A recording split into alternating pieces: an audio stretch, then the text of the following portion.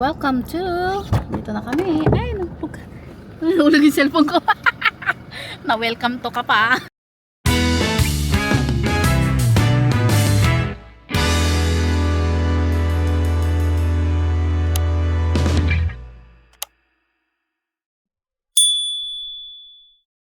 Ngayong araw ay pupuntahan natin ang isang napakagandang campsite sa Gabaldon, Nueva Ecija.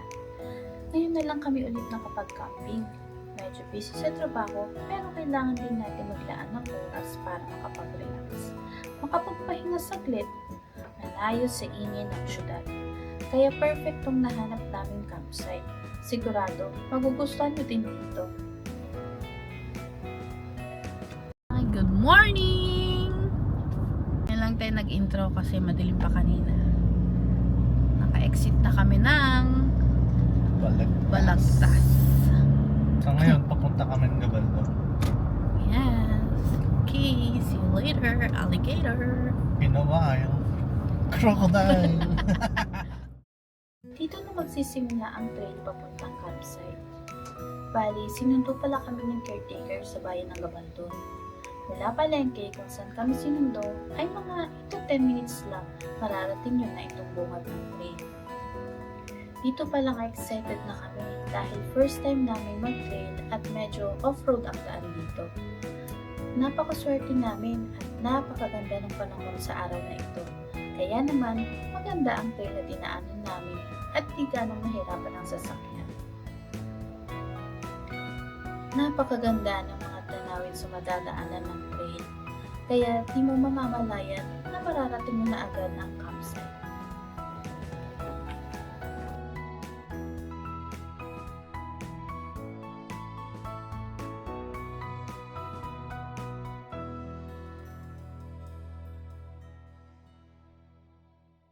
Welcome to Hindi namin mamiss Uncle Mike's campsite. Guys, look.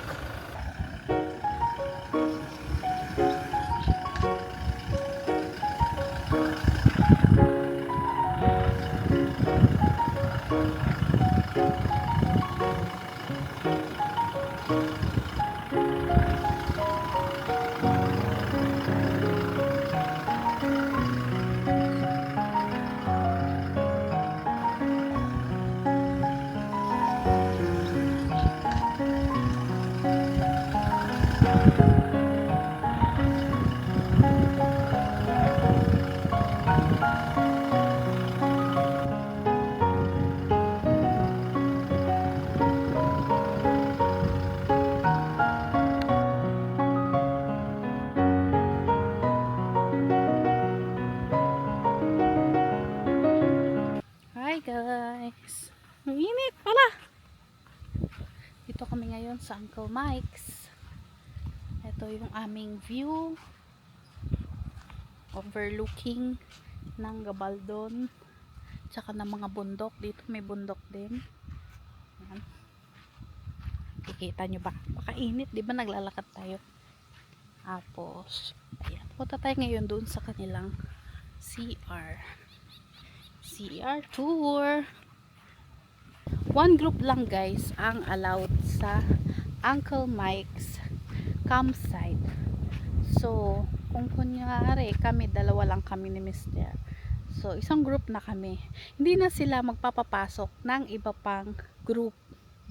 So ngayon dahil kaming dalawa lang, solo namin yung campsite.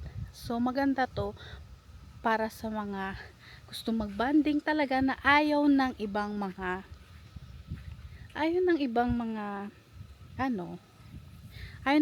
kasama sa campsite. So tignan nyo naman tong papunta sa CR.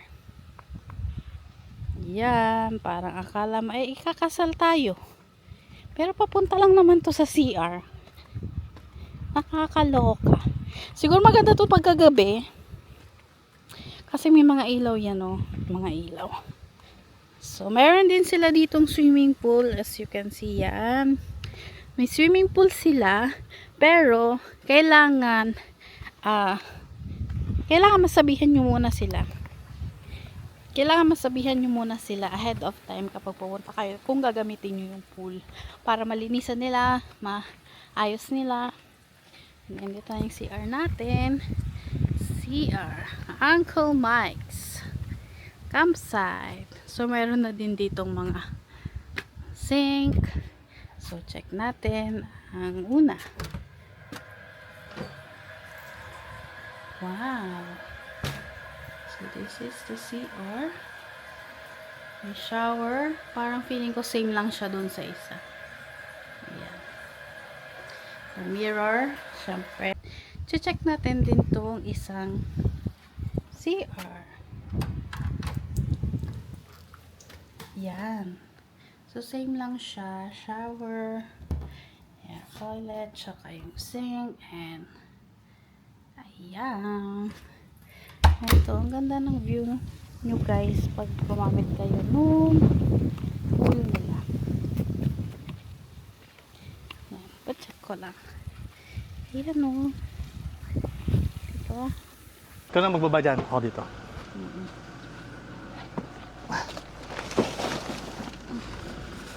Dalawa lang kami, pero ang dami namin pagkain. Akala mo naman ay dito na kami ng 1 week. Siyempre. Grabe ang lamig. So kahit hindi na kami mag-electric fan, sayang naman tong binili kong electric fan. Papakita ko sa inyo. Ito oh. Sayang naman to. Hindi tayo First of many. makaka-electric fan. Ang relax naman mag-camping ng ganito. Konti ng karga natin. That's all. That will be all. Thank you. I will just dito. Dito naman tayo. Dito guys. Uy. Eto, oh, tingnan nyo naman yung view na yan. Wala, no? No, kasi magpa-prepare na tayo ng lunch. Ano ang lunch natin? Asa na yung, dapat pala yung cooler dito.